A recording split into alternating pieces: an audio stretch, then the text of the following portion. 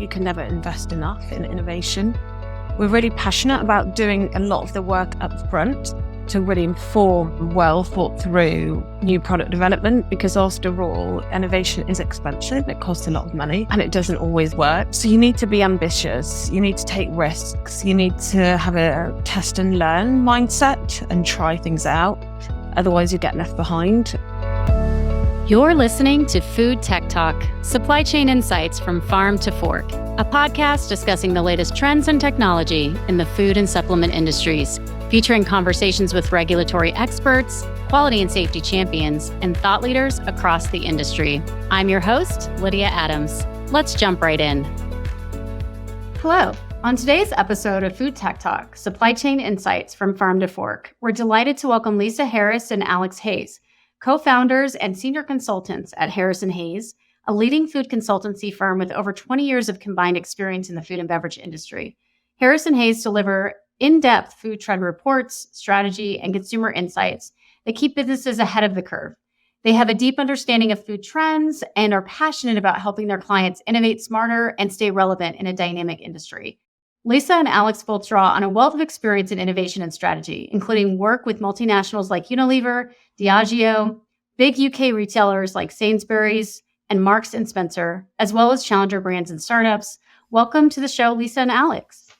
Thank you. Thank you. So before we get started into our main topic, I just kind of wanted to find out a little bit more about you guys. And so could you both share your respective journeys in the food and beverage industry and kind of what drew you to this field? And I guess food has always been a lifelong obsession of mine, if I'm honest. I've always been an eater, but I turned it into a profession when I started out working in food journalism. And that was starting with a food magazine that I launched and writing for Time Out and The Guardian and Sunday Times. And I then moved into content marketing and became head of food content for Sainsbury's, which really kind of gave me this insight into retail and how retailers are working, and also pushed me into that strategy and trends side of things a lot more.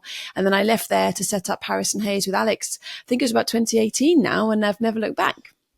And before collaborating with Lisa or founding Harris & Hayes, I had quite a varied food and drink industry career. So I started out at Jamie Oliver in his head office, headquarters, really supporting him on shoots with book campaigns and beyond. And then I quite quickly moved into new product development. And I really made it my mission to get a lot of varied experience in the industry. I worked in hospitality for Marks and Spencer's, like you mentioned, and in the innovation hub for quite a large UK food manufacturer. I've always been really passionate about innovation and progress, so beyond food as well, so fashion and other industries. And the more I got to kind of understand this kind of fast-paced world, the more I loved it. Oh, that's awesome. What's the defining moment that you guys, each have that really has changed your approach to your current consultancy and food trend analysis? I think it's hard to sort of pick one defining moment, but when I was sort of thinking about this question, I think really sustainability, we've really seen that shift over the time that we've been working in food innovation. And so, for example, in the early days, the clients we were working with, it was a bit like sustainability was kind of like the cherry on the top or the icing on the cake. People would kind of just tag it on at the end. And now we're really seeing that clients are seeing it's a really kind of a core ingredient. It's something that's really fundamental. It's definitely really fundamental to us. And so that, I think, has been quite, not necessarily a defining moment, but just a sort of a defining change that we're seeing in terms of the work and how people are approaching sustainability when it comes to innovation. Yeah, for me, working with Jamie Oliver, and that kind of food education and grounding really shaped and cemented my food career. So seeing him innovate and breathe new life into kind of traditional recipes and little tweaks and hacks to make something easier or tastier or healthier or more cost effective, it was really fascinating to me. And you have to really continually innovate and move on, and have the right kind of open mindset and commitment to investment is really key. Amazing. Yeah. And obviously you guys have taken, this path, your backgrounds, and you've moved it into Harris & Hayes. So, Lisa, could you maybe share a little bit more about what you guys do together at your company now? Yeah, so in terms of where we came from, as you can tell from our backgrounds, Alex and I are both really passionate about food, and we love the freedom and the creativity that really comes with running our own business. So no 2 days are never the same. We often don't know what we're doing, a couple of sort of weeks down the line, sort of responding to briefs. But the food industry is impacted by so many different global pressures, whether it's economic or political, ecological. And when you throw trends in there, it's easy for clients to get kind of confused. And I think sort of overwhelmed really with where they should be going and what should happen next. It's quite a confusing landscape. And so what Alex and I really wanted to do was to really kind of light the way for people, help them understand what matters now, what's happening next in the industry. And so what we really do, why we created Harris and Hayes, was to offer this kind of bespoke foresight to clients in the food and drink industry. And so we do a lot of ideation. We do a lot of new product development as well for brands that are perhaps looking to launch new concepts. And we're working with retailers, we work in hospitality, the media, perhaps they're looking for expert insights on things, flavor houses, FMCG brands and beyond, and really about helping people sort of stay ahead of the curve. And whilst we've got a lot of contacts in the food industry, there's not actually a lot of people that necessarily do exactly what we do. And we find that people often come to us when they're wanting to launch something new, but they don't quite know how to do it. And so we kind of come in with the answers, giving them a bit of shape to the innovation.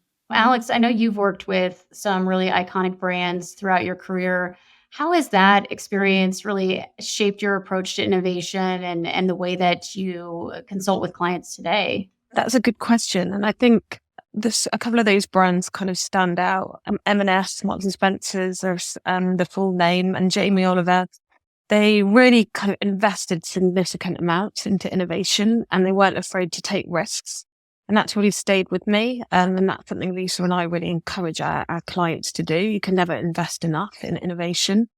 We're really passionate about doing a lot of the work up front to really inform well thought through new product development, because after all, innovation is expensive. It costs a lot of money and it doesn't always work.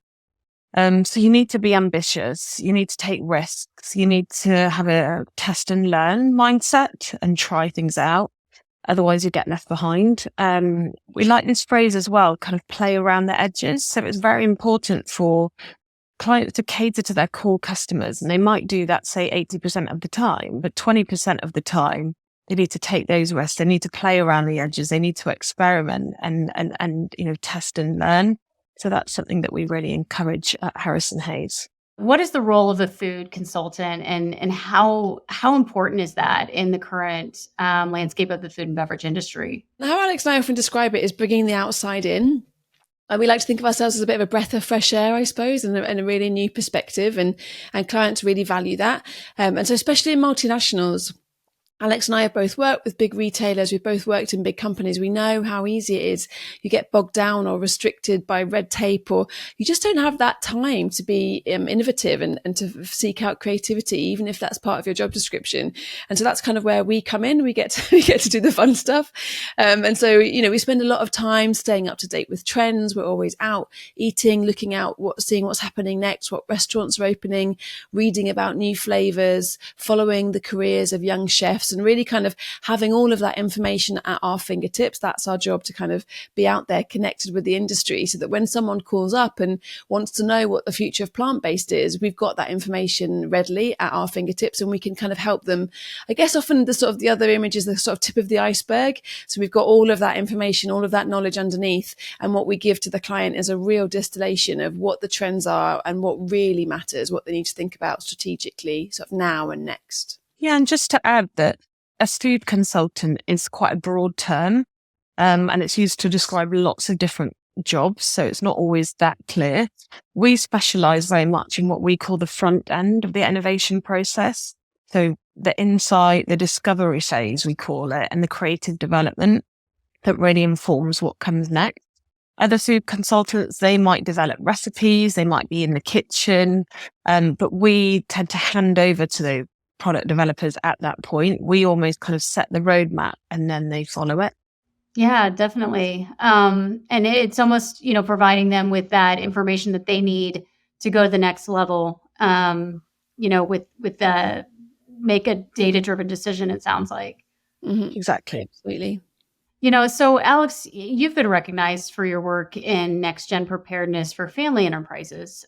So could you share an example of how you successfully implemented this into a food related business? Yeah, so there wasn't a great deal or advice or guidance out there when Lisa and I started out on our journey navigating our food careers. So we're really passionate about supporting the next gen kind of coming through into the business.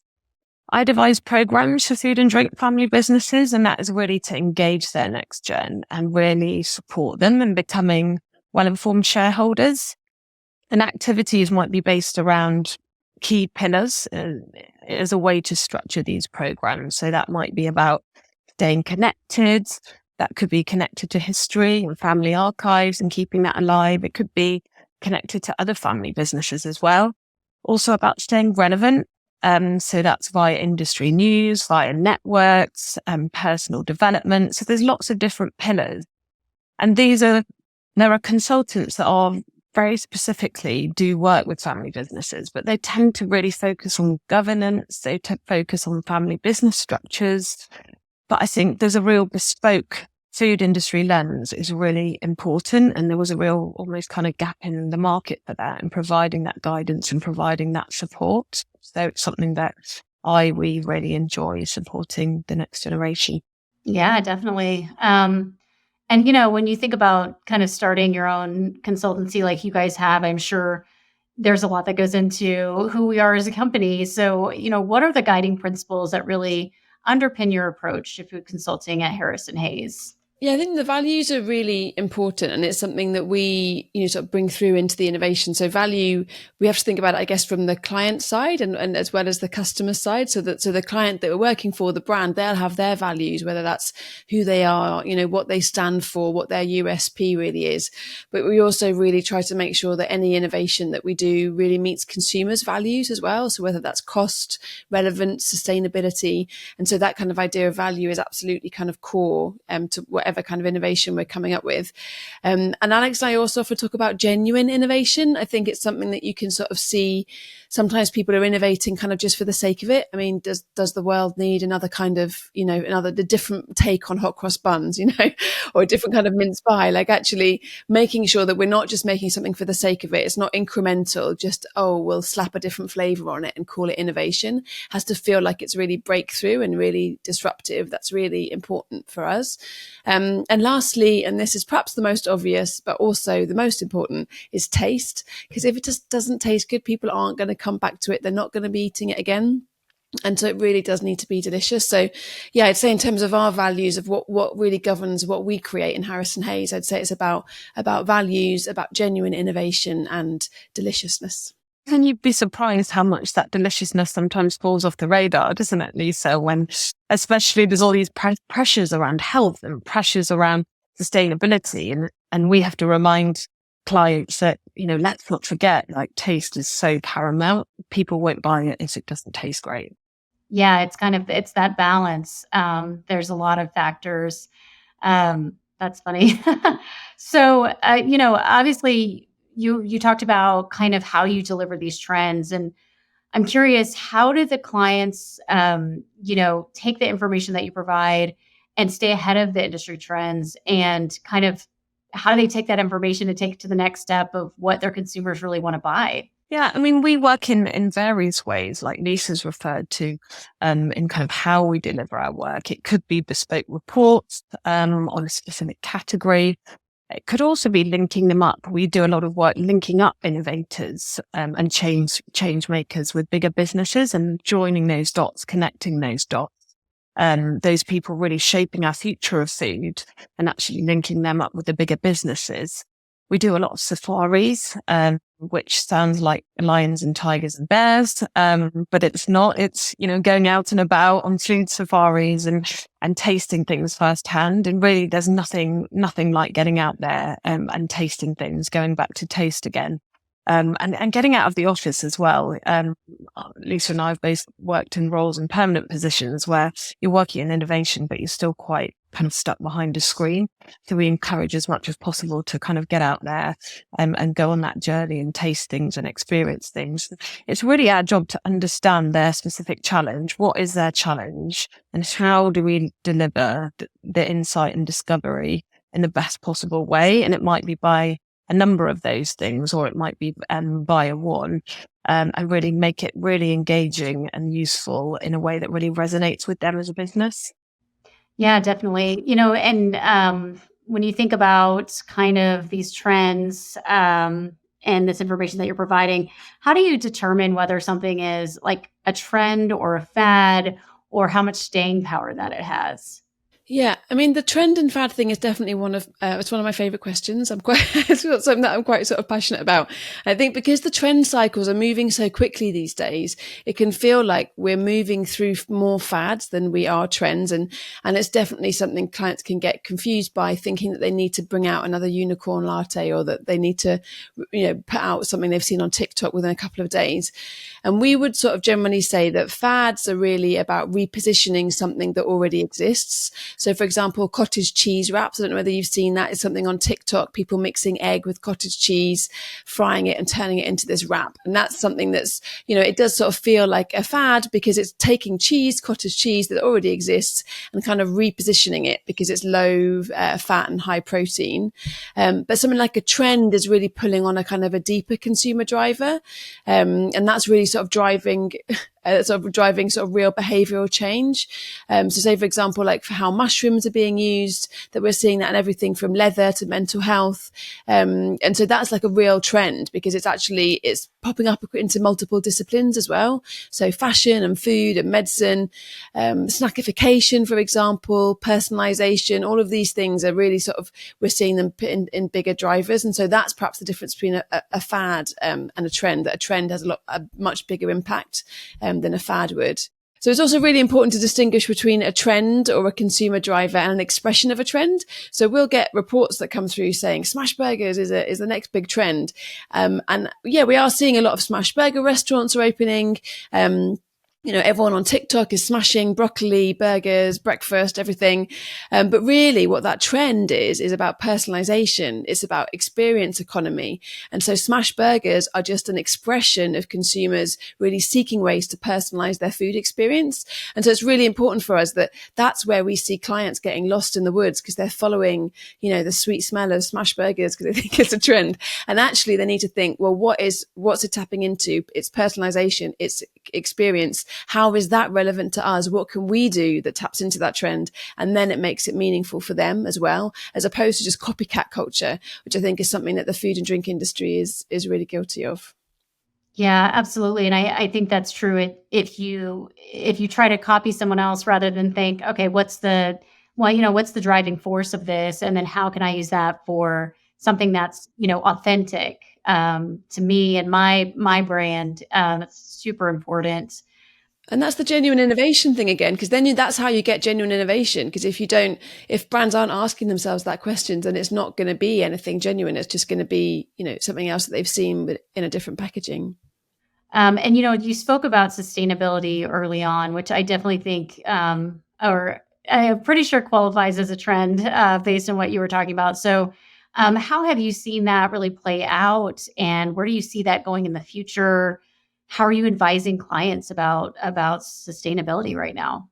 Yeah, we incorporate sustainable and regenerative food practices and innovation wherever we can, and like to use our position and what we're doing to really encourage that. And it's a subject and we're really passionate about.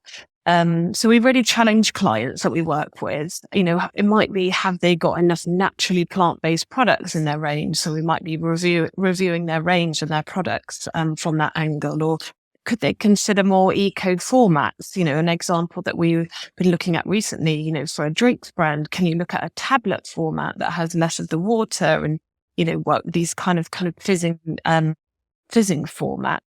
And some examples we're really proud of include linking up, like I say, change makers with bigger brands. So we linked up quite an industrial international bakery with a regenerative flour supplier. And by making that connection, that can potentially have make a huge impact and make a really big difference. We also collaborate with a lot of organizations where we can upskill ourselves and be part of a bigger community, and where we have challenges or there are discussion points and we want to talk to other people in the food industry, that we can have those conversations, and that enables us to move forward. So we work with an organization called the Future Food Movement, the Ellen MacArthur Foundation. So we're always challenging ourselves in the world of sustainability as well, and feeling like that we're progressing kind of personally and professionally as well. And besides sustainability, looking ahead to 2025, what are 3 core areas in this industry that businesses should start to pay attention to now?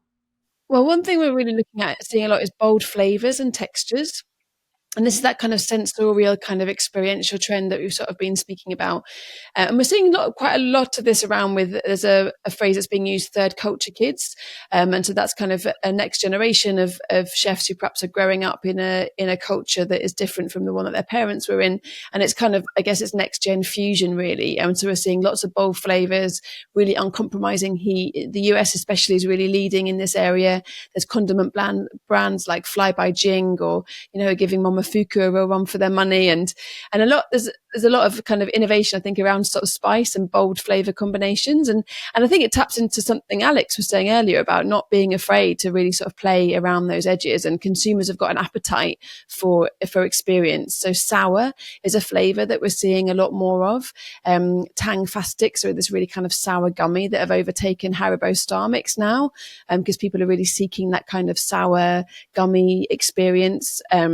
Generally gummies, I think quite a lot we're seeing people freezing gummy bears, or there's like a gummy bear ice pop or sweet chili gummies. Again, it taps into that textural experience of a little bit sweet and a little bit savory. Also, nostalgia of the gummy bear is really kind of coming through in that trend as well. So that's kind of a big thing. And I think also that's tapping into the snackification as well. So I mean, in the UK, I was just reading something recently, a stat that actually in the UK, more people snack than eat breakfast. So it's really very much kind of entered our mainstream in terms of how we're eating. And so any kind of food innovation that can be formulated into a kind of a snack format, especially for the UK and the German markets, especially where they're really kind of, and US actually as well, which are very snack heavy cultures. That's a really interesting sort of new trend to follow, I'd say, for 2025. We often talk about kind of surprise and delight, Lisa and I. And there's a lot of research and data recently where customers really they want the unexpected, they want something different, and often brands aren't actually satisfying that. So the rates of innovation since COVID have actually been quite low. And so brands are kind of going that extra mile in terms of flavor and texture and the unexpected. It really is worth the payoff. And I think health and sustainability has to kind of be included in that top 3. And there's no surprises there. But what's really interesting about that is that the two are coming together. So the foods that's naturally better for us is often naturally better for the planet too. So previously they were kind of seen as kind of separate things going on. And actually the intersection is the kind of most interesting kind of part of it. We're seeing real kind of mainstreaming of circular food design. We're seeing kind of much more accessible and affordable plant-based, that is naturally plant-based. So it's not full of, UPS. We hear a lot over here at the moment about ultra-processed foods, and actually people are wanting a lot kind of cleaner ingredients and naturally plant-based. And of course, kind of much more nutritious and climate-proof crops, which are, a much kind of better alternative and more fit for the future. So lots of areas within that kind of health and sustainability intersection, that there's still so much room to innovate and lots to be excited about. And you can have fun with it as well, because there's a phrase that we've been picking up on recently called chaos packaging. And I know it can feel like a lot of the world is in chaos at the moment, but chaos packaging is this idea that you take a familiar product and put it in an unexpected packaging. So olive oil that's sold in a beer can, or sunscreen that looks like it's whipped cream, the kind of squirty cream from a can, or milk in a pouch. And so this is very sort of, to Alex's point about the kind of wanting the unexpected, that feels really playful. It feels, quite quite surprising, a little bit uncomfortable maybe, but some of that is coming from sustainability, because actually it's about reducing the amount of packaging. We're seeing a lot of wine bottles now that are coming through in paper, and so that the consumers get that double thrill, I suppose, that double benefit, because they feel like they're getting something exciting and innovative they can enjoy seeing in their fridge or telling their friends about, but also getting that kind of I guess that sort of pat on the back that it's also more sustainable perhaps as well. And so again, it's where these sorts of different trends are kind of coming together. And I just like this idea that it's coming through from chaos. Chaos is then becoming the sort of source of creativity when it comes to food trends. Yeah, no, that is really fun. And just hearing you talk about I'm interested in how these trends kind of, are global, some of them, and then some of them are specific to different areas. What have you guys seen when you, let's say, come to the United States versus what you're seeing in the UK? And, what are the differences and the similarities there? Yeah, I think it depends what we're kind of looking at. So when we're thinking about health, there's very much we're looking at trends. LA, for example, is such a hotspot, and lots of kind of health trends start there. And since Goop and all the noise that kind of generated, and I suppose there's pockets of influence, but it kind of depends then what we're looking at very much. So it's very kind of bespoke to the specific subject.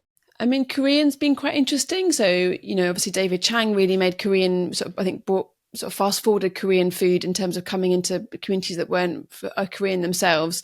And that kind of Momofuku did amazing work with bringing those flavors. And then England, in the UK and Europe has then sort of adopted those things a bit later.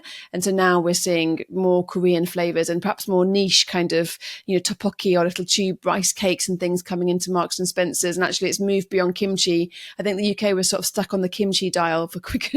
We couldn't do anything else beyond that. And now it's becoming a lot more nuanced, and generally, I think that's something that we're sort of seeing where what nuance looks like in the States potentially, and then what that nuance is then kind of like interpreted as in the UK. Also, it's about familiarity as well. I think in terms of potentially in the UK, curry or Indian food is something that's much more understood and the nuances of it, whereas perhaps in the US not so much. So you have to make sure that all of the trends are kind of especially when it comes to translating international flavors, that it's really relevant and also done really in a really authentic and informed way, that it's not just something that you kind of just put on without actually having it informed by chefs that are actually from that culture and really understand the food innovation that they're doing. Yeah, certainly in the UK, everything's felt very London-centric for such a long time, and the rest of the country or the rest of the UK hasn't had the attention it deserves by any means. Now, since COVID, quite a lot of chefs have moved out of the city, or as prices have gone up, and so we're really seeing that there's lots of different pockets now. Whether that be down in Cornwall or up in Scotland or different cities like Bristol or Manchester, getting much more attention that they deserve, and especially when it comes to great produce and the seas and the countrysides and the farms in Somerset. So that's kind of really refreshing. It's interesting to look at it from a kind of country specific angle and also a global angle as well. And you kind of talked about this a little bit, with the sour and the spice and everything, but how are you seeing that consumer needs and behaviors are really driving a lot of these trends in the long run? Yeah, I mean, I think it's in terms of what are the consumer sort of behaviors that are driving the changes in the industry. I mean, I think accountability is a huge thing, and generally we're seeing consumers wanting to hold brands to account a lot more. Social media's got a huge role to play in that. I think brands can't get away with perhaps paying lip service to a particular culture or a particular demographic if it's not really coming from a place of sort of authority, or at least kind of authenticity, I suppose. Not greenwashing, not pinkwashing, not making empty promises, but really making sure they're sort of not just putting their money where their mouth is, but their values as well. So accountability, I think, is a really core thing. And personalization, we've sort of tapped on quite a lot. That's interesting where, in terms of how people experience their life, we live a very personalized sort of algorithmic kind of experience. And so I think food sort of reflecting that, whether that is on a scientific level, the microbiome and how people are understanding that food, we all do respond to food quite differently. And the microbiome is very unique to each of us, whether it's as nuanced as that, or just the fact that, that I like to drink oat milk and you drink cow's milk, or however we like to kind of mix our food up. So yeah, personalization is another really big key that the brands have to make sure that consumers can kind of use their products, and that the brand fits into the consumer's life, not the other way around. So, and obviously you guys have been in business together since 2018. What advice would you give to companies that are maybe new to this industry, just starting out? How do you stay relevant, kind of faced with these different consumer preferences that you just talked about? We touch on quite a lot of this kind of throughout, but very much this test and learn mindset. And that's why you see now so many brands have got their own innovation hubs and incubators and all this kind of language and all these initiatives, really, and some people have it in-house and they're able to do that, and they're able to play around the edges and satisfy, their core customers, but invest in longer term and test and learn with some kind of innovative ideas. And then the smaller businesses, actually, it's working with people like Lisa and I and being who are a bit more agile and bring people on as, perhaps they don't have that kind of internal resource, or they're not able to, and bringing people on in a flexible basis and having that really bringing outside in, as Lisa said, is really important. And I think that external point of view is so important. And having worked in innovation roles where you can get kind of quite bogged down in, ways of doing things and, red tape and all the rest of it. So it's so important to bring in lots of different pairs of, eyes and expertise. And also perhaps looking at what you're known for, and nostalgia is a trend that we've seen, especially with the sort of 90s coming back again, and this kind of return of nostalgia, and actually brands kind of returning to their own sort of core values. So, one sort of food trend that we've sort of spotted coming up is these kind of baking mixes kind of coming back, like Betty Crocker sort of style baking mixes, but they're kind of being reimagined, I suppose, for alternative diets or with more functional ingredients. So there's a company called Mixy Boy or Good Mess. And so what they're doing is, Betty Crocker's been around since, forever, not quite, but, the 50s.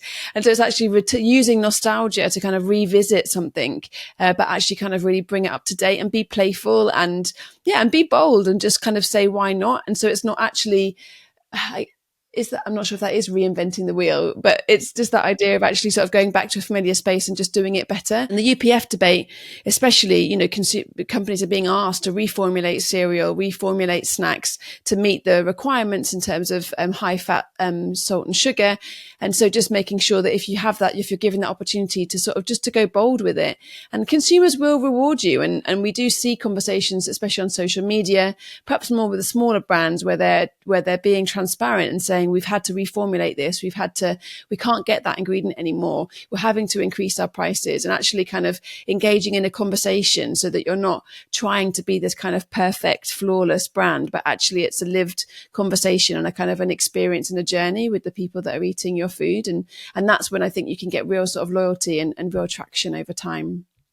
We work with quite a few heritage brands, and they have to move on. You can satisfy customers that are in a kind of older age bracket, but the reality of life is they're not going to be around forever. And I know that sounds awful, but it's so important that you engage with and are relevant to, and are relevant more often to more people. And that's just a reality. And so it's that careful balance, as Lisa says. And, we talk about finding new in the old, for example, and how you can still pay respect to traditional values and the business that you are, and still really draw on that, but also appeal to a younger audience. Yeah, for sure. And so looking to the future, what are you guys most excited about that you're seeing out there today? Yeah, it's been quite a kind of wobbly time over the last few years. And a change in government here will really hopefully mean that we have more of a reformed food and health strategy, which is something that's a lot of people have been really kind of wanting, the big businesses as well as, Lisa and I. And hopefully we're going to start seeing things like more reporting on the healthiness of sales. So businesses will have to report on that. an advertising ban on less healthy foods, maybe more kind of salt and sugar reformulation taxes. So that will hopefully drive some of this. We talked about this intersection with health and sustainability, and we hope that there's kind of real momentum there to kind of drive things forward in a lot of the areas that people are really trying to make progress on. But in addition to that, Lisa and I get really excited about what we call these kind of blurring of categories. So yes, we work in food and drink, but actually, as Lisa alluded to, food and drink trends are part of a much bigger picture. And so, for example, we've been working on a butter project recently, and actually we were looking at fashion and we were looking at beauty, and beauty is really trending. Butter is really trending in the beauty world and for eye masks. And, as people are looking for kind of ingredients that they see as pure and they're familiar with and they're used to putting it on their toes. So we get really excited about these kind of intersections again of the blurring of categories, the blurring of lines, and this hype and buzz about ingredients and foods that are actually showing up, and signals are showing up in lots of different areas. And that's often where you get to kind of spot things first and see the potential and the opportunity. So how can listeners find out more about you guys? You can follow us on Instagram at Harrison Hayes. On Instagram, you can also find us online, thefoodconsultants.org. The nature of our work means we're working innovation. We can't always talk about what we're doing. We're not spies. We sound like maybe we are, but it's all a bit top secret. But stuff that we can talk about, projects that we are able to shout about, you'll find them all on our website. And we're often, if you're in the UK, you might see us in the national newspapers. We were just in The Guardian, I think just a couple of weeks ago, talking about smashed cucumbers or hot honey and various different things. So yeah, keep an eye out for Harrison Hayes, the Food Consultants. Love it. Well, thank you guys both so much for joining. This has been really fun and interesting, and I really enjoyed it. Thank you for having us. Thank you. All right. And thanks for our listeners for listening, and please subscribe so you don't miss an episode. Thank you for joining us for another bite-sized nugget of food tech talk, supply chain insights from farm to fork. To learn more about Trustwell and its technology platform that connects product formulation, nutrition analysis, and compliant labeling with traceability, recall readiness, and supply chain transparency, please visit www.trustwell.com. Thanks for listening.